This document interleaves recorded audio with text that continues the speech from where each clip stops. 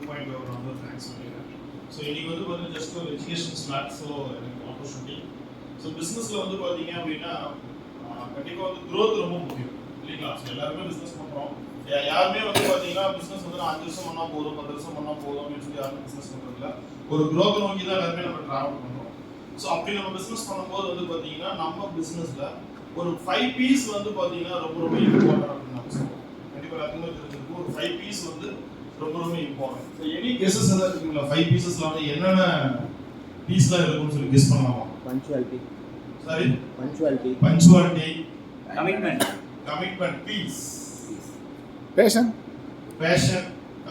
Punctuality, passion, perfect. Super. அப்புறம்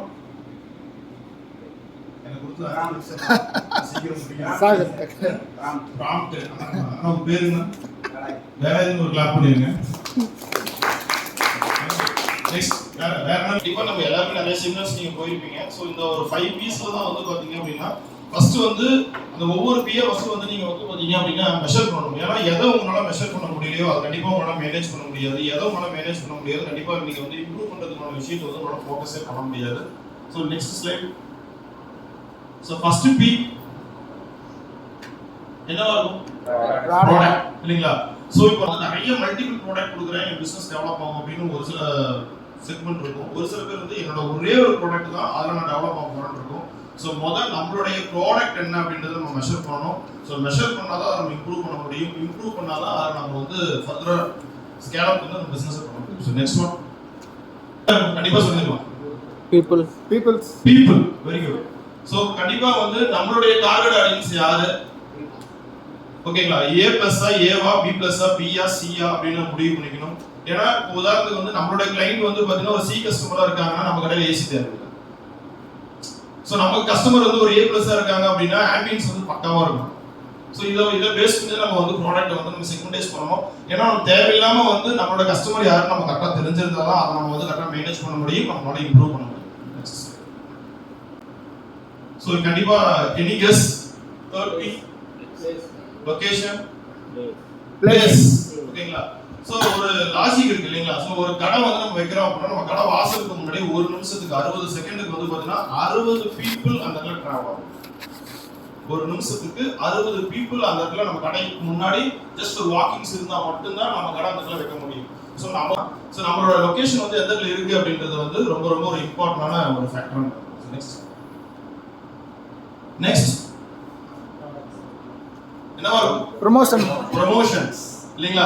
so கண்டிப்பா வந்து பாத்தீங்கன்னா பிசினஸ் நம்ம பண்றோம். பட் என்னதான் இருந்தாலும் வந்து அழுகல் கூட தான் பால் குடிக்கும். பிசினஸ் ப்ரமோஷன் பண்ற பிசினஸ் தான் ஸ்கேல் அப் ஆகும். ஓகேங்களா? சோ கண்டிப்பா வந்து அந்த ப்ரமோஷன் வந்து என்ன மாதிரி ப்ரமோஷன்ஸ் பண்ணலாம், என்ன பட்ஜெட், எவ்வளவு ஒதுக்க முடியும், எவ்வளவு நம்மளால வந்து டார்கெட் ஆடியன்ஸ் யாரு, சோ அவங்கள நம்ம எப்படி வந்து ரீச் பண்றது. கண்டிப்பா ப்ரமோஷன் அப்படின்றது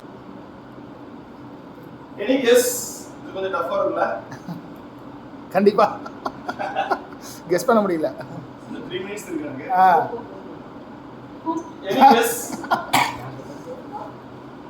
any guess? Punctuality, problem solving, connectivity என்ன சொல்றது?